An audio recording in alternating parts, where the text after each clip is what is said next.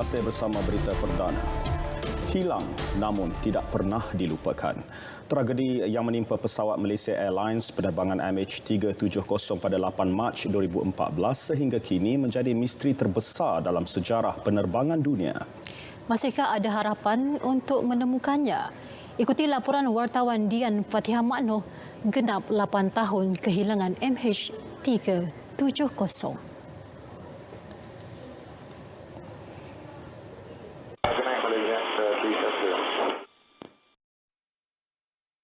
Benar memperingati tahun ke-8 kehilangan MH370 sebagai keluarga terdekat pada salah seorang penumpang yang berada di dalam pesawat MH370.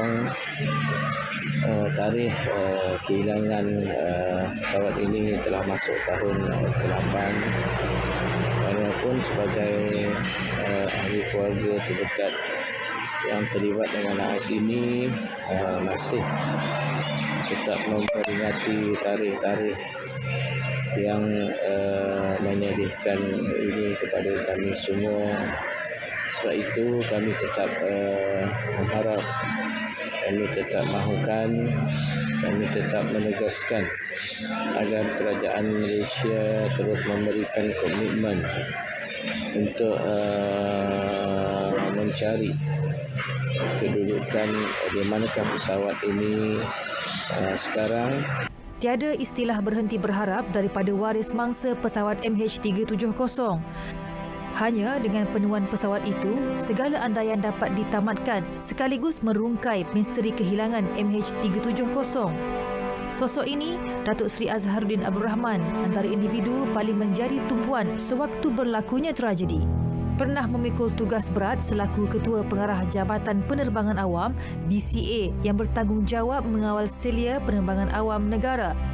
Sudah semestinya beliau masih mempunyai keinginan yang sangat kuat untuk mengetahui punca kehilangan tanpa jejak pesawat MH370. Sebab dalam pencarian MH370 ni sebenarnya apa yang kita lakukan, kita tidak menggunakan perkataan berhenti mencari atau terminate the search. Ketiga kerjaan itu bersetuju bahawa search itu the search is suspended, digantung. Sebab itulah tempat yang kita nak cari. Dan sekiranya ada if there's another credible evidence, satu bukti yang sahih yang boleh diterima, tiga negara bolehlah cadangkan untuk meneruskan balik pencarian. So kalau there's a credible evidence, the three countries may consider the resumption of the search operations. Meskipun sudah 8 tahun berlalu, beliau masih tidak dapat melupakan tragedi kehilangan pesawat MH370 yang merupakan pengalaman pahit sepanjang berkhidmat dengan DCA. Yang rintangan yang amat berat sekali ialah kita tidak ada banyak sangat bukti-bukti ataupun maklumat yang boleh kita keluarkan, kita bagi tahu kepada media dan pada orang ramai. Dan pada masa yang sama juga kita kena beri penerangan kepada waris-waris bangsa. Jadi kita tak ada banyak sangat maklumat sebab khabar itu hilang. Dan dengan bermulanya maklumat yang kami terima daripada IMASET, daripada AIB ataupun pihak berkuasa menyiasat dari UK yang bekerjasama dengan IMASET satelit di UK, barulah kita ada maklumat yang boleh dibagi kepada mengenai dengan apa sebenarnya. Kita tak tahu apa sebenarnya jadi. Siasatan yang dilakukan, siasatan teknikal yang dilakukan telah mengeluarkan report mereka, laporan pada Julai 2018 mengatakan tidak dapat dipastikan apa sebenarnya terjadi, mengapa penerbangan itu berpatah balik, kerana tidak menjumpai pangkai pesawat dan tidak ada bukti-bukti yang sahih untuk menentukan apa sebenarnya terjadi. Pada 18 Februari lalu, Kementerian Pengangkutan memaklumkan Biro Keselamatan Pengangkutan Australia sedang meneliti data baharu yang dikeluarkan Jurutera Aeronautik Britain Richard Godfrey yang mendakwa terdapat petunjuk baharu dalam mengenal pasti lokasi pesawat MH370. Menteri Pengangkutan Datuk Seri Wee Ka Siong sebelum ini memaklumkan Malaysia tidak boleh bertindak secara unilateral dalam usaha pencarian pesawat hilang MH370. Pakar Aeronautik Universiti Teknologi Malaysia UTM, Profesor Madya Salehuddin Muhammad berpendapat bahawa Malaysia perlu berbincang bersama negara China dan Australia bagi mengesahkan sama ada laporan Richard Godfrey itu benar-benar tepat ataupun masih memerlukan penambahbaikan. Ini kerana pelaksanaan semula misi pencarian akan melibatkan kos operasi yang sangat tinggi, lokasi yang berisiko dengan keperluan peralatan canggih serta pertimbangan terhadap perasaan waris bangsa. Walaupun dalam laporan yang dibuat oleh Mr. Godfrey itu, kedudukannya tidak jauh daripada apa yang telah kita lakukan sebelum ini. Tidak jauh itu maksudnya bukanlah berada di benua lain, mana kawasan yang lebih kurang sama. Tetapi dia memberikan lokasi yang baru. Jadi ini memerlukan satu penelitian yang tepatlah sebelum kita boleh buat pencarian. Pesawat Malaysia Airlines MH370 yang membawa 239 penumpang termasuk anak kapal hilang daripada radar sejurus berlepas dari Kuala Lumpur ke Beijing.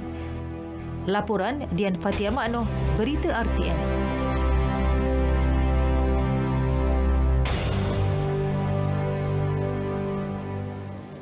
Sambutan Hari Wanita 2022 peringkat kebangsaan berlangsung malam ini di Pusat Konvensyen Kuala Lumpur KLCC dirasmikan Perdana Menteri Datuk Seri Ismail Sabri Yaakob. Untuk laporan lanjut bersama wartawan Suhail Muhammad Noor. Suhail, teruskan. Baik, Fatil dan Margaret, salam hormat keluarga Malaysia. Saya kini berada di Pusat Konvensyen KLCC bagi sambutan Hari Wanita Peringkat Kebangsaan yang telah bermula sejak 6 Mac dan hari ini 8 Mac akan dirasmikan oleh Yang Amat Berhormat Perdana Menteri Datuk Seri Ismail Sabri Yaakob. Akan turut hadir juga adalah Menteri Pembangunan Wanita, Keluarga dan Masyarakat Datuk Seri Rina Harun dan timbalannya Datuk Siti Zailah Yusof dengan mengangkat tema Saksama Bersama dipilih sebagai tema sambutan Hari Wanita 2022, dipilih untuk meningkatkan kesedaran dan kefahaman seluruh lapisan masyarakat terhadap kepentingan mencapai kesaksamaan bersama bagi memastikan potensi wanita dapat dioptimumkan. Saudara, kami berada di sini seawal jam 6 petang dan apa yang saya dapat kongsikan, sambutan Hari Wanita tahun ini melibatkan aktiviti-aktiviti pameran kerjaya dan peluang perniagaan yang memberi akses kepada wanita menjana pendapatan. Lebih-lebih lagi negara akan memasuki fasa peralihan endemik tidak lama lagi. Selain karnival kerjaya, sambutan di KLCC ini juga mengetengahkan pavilion wanita buat julung kalinya bagi menyokong agenda pemerkasaan wanita melalui tema Saksama Bersama. Pusat konvensyen ini juga menjadi pusat setempat yang akan menggabungkan pelbagai agensi kerajaan, sektor korporat dan NGO menawarkan perkhidmatan terus kepada keluarga Malaysia. Saudara, saya kira itu saja yang saya dapat kongsikan. Akan kami bawakan liputan dari semasa ke semasa sementara menunggu Yang Amat Berhormat Datuk Seri Ismail Sabri Yaakob. Saya mengucapkan selamat Hari Wanita kepada seluruh kaum hawa keluarga Malaysia. Sekian saja laporan saya di sini. Kita kembali kepada rakan tugas saya Fatil dan Margaret di Wisma Berita Angkasa Puri. Ya, Suhail di KLCC. Terima kasih.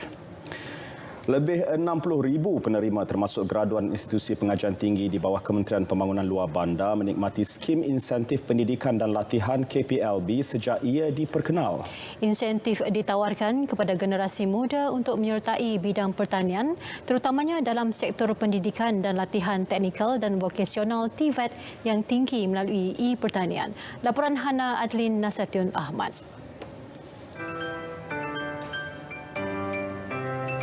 Usaha berkenaan diharap dapat menarik minat golongan muda untuk menyertai bidang pertanian dan tinggal di luar bandar. Dah beramai yang berjaya pun, dah ada yang produk mereka sehingga ke Timur Tengah. Ada yang ke US pun dah ada. Produk-produk kita boleh disahkan oleh Datuk KP kita kita mempunyai ramai usahawan sebenarnya. Sebab itu kita mewujudkan banyak perkara untuk memastikan penduduk luar bandar ini boleh kita bantu dengan terus dengan baik. Antara skim yang ditawarkan adalah skim insentif pelajar pada kadar RM500 secara one-off, beasiswa pelajar RM6,800 hingga RM13,800 mengikut jenis kursus serta bantuan komputer riba. Pemohon yang berkelayakan turut diberikan bantuan sara hidup pelajar RM450 sebulan dan anugerah Yayasan Rizda RM2,000. Dalam usaha melonjakkan industri komuniti dan menghasilkan produk pertanian tempatan, Kementerian Pembangunan Luar Bandar komited menyediakan platform kepada kumpulan sasar untuk merealisasikan hasrat itu sekaligus menjayakan dasar pembangunan luar bandar. Pelbagai insentif ditawarkan dan peluang pekerjaan diwujudkan kepada golongan graduan untuk mereka mencorakkan masa depan dalam bidang keusahawanan pertanian. Hari kedua Convocation College Universiti Agrosains Malaysia UCAM kali ke-19. Sidang kedua berlangsung di Universiti Sains Islam Malaysia USIM. UCAM merupakan IPT di bawah KPLB yang memfokuskan program pengajian dalam bidang pertanian dan penternakan. Saya nak habiskan ijazah perkawanan saya. So after this saya akan masuk bidang perkawanan lah. To be honest, saya banggalah sebab ini impian, saya nak tunaikan impian mak ayah saya. Family susah, tak adalah senang sangat. Biasanya orang kata cukup-cukup makan lah, orang cakap. So, bila kita belajar dapat anugerah ni, kita rasa macam kita bangga dengan pencapaian ni. Seramai 394 graduan daripada 19 program yang berjaya menamatkan pengajian pada tahun 2020 dan 2021 diraikan. Hana Adlina Satyun Ahmad, Berita RTM. Ada cerita Konfederasi Sepak Takraw, ada cerita impak penggantungan PAFA. Kita ikuti edisi sekarang bersama Akhtar Hamzah. Akhtar. Permohonan MSc jadi ahli gabungan MOM masih diteliti. Pergantungan PAFA tidak jejaskan Perak FC dalam Liga M.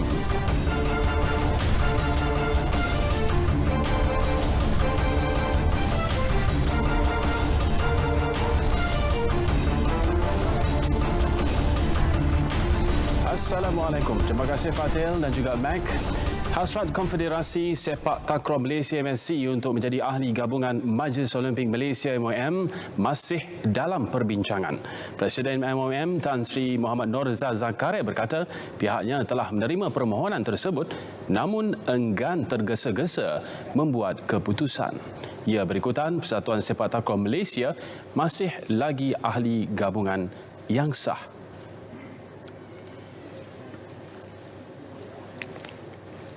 Dengan begitu hangat dan lanjut dalam mesyuarat tadi, dengan kehadiran Encik Ibrahim itu Pesuruhjaya Sukan, kita beranggapan apa saja keputusan yang dibuat oleh Pesuruhjaya Sukan harus tidak tergesa-gesa, kerana di pihak OCM kita akan melihat dari segi kepentingan sukan tersebut, terutamanya melibatkan program di akar umbi.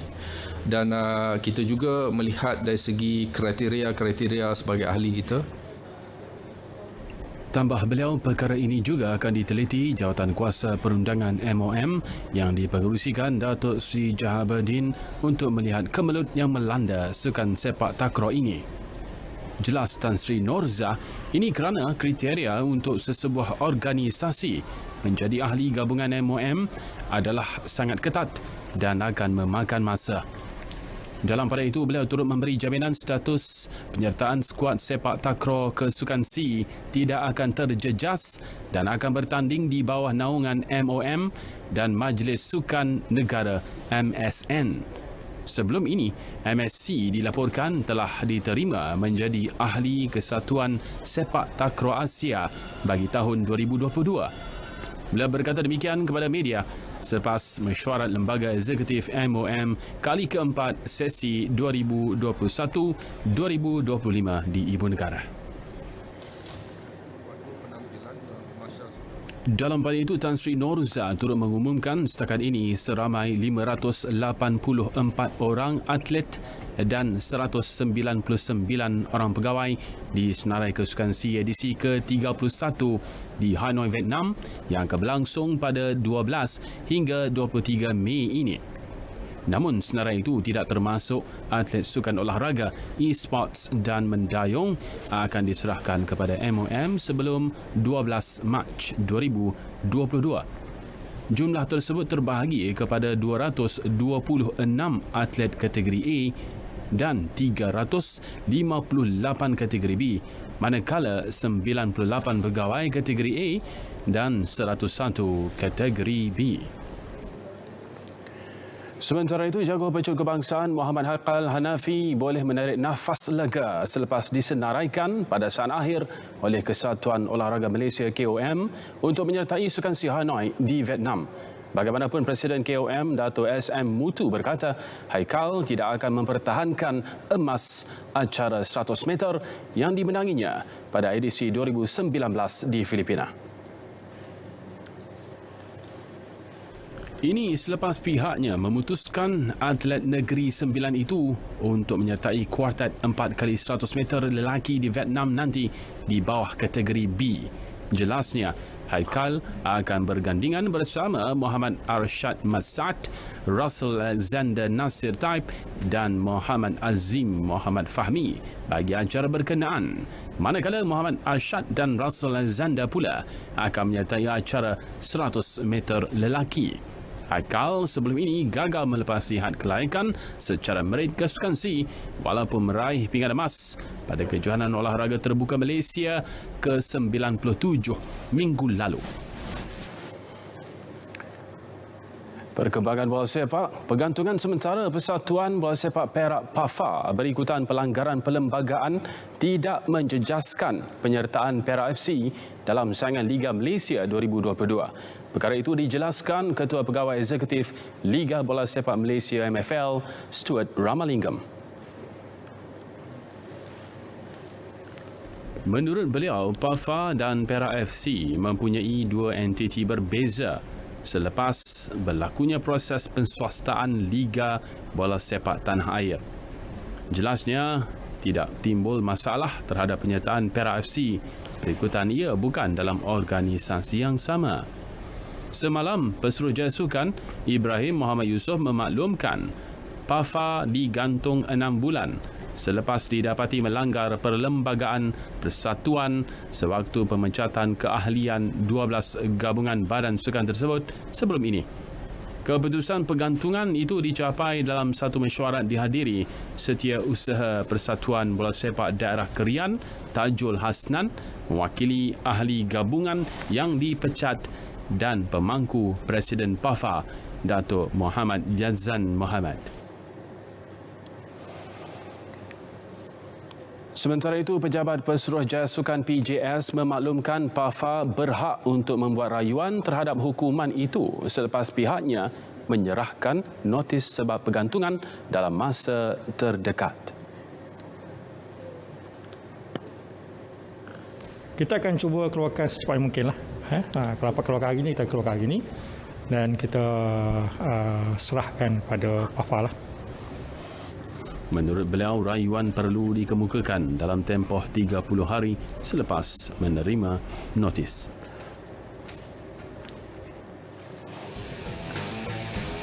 Dalam perkembangan lain, MFL mengumumkan perlawanan Liga Super antara Terengganu FC, TFC dan Negeri Sembilan FC, NSFC di Stadium Sultan Mizan Zainal Abidin esok terpaksa ditunda ke tarikh baharu.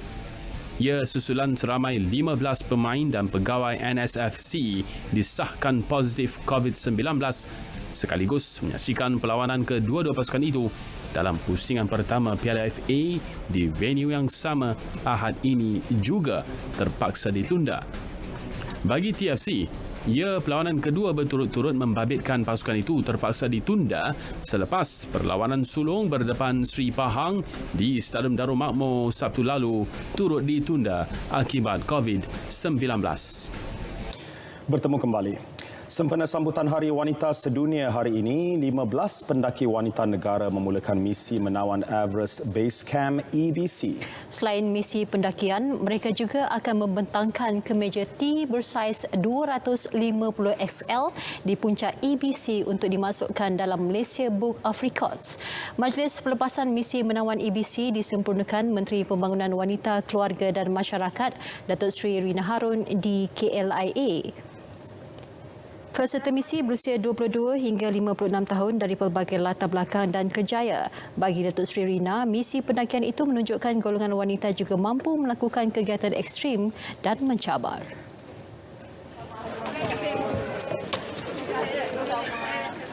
Bila di sana mereka bukan sahaja membawa nama wanita tetapi juga membawa nama Malaysia. Inilah sumbangan wanita hebat kepada negara.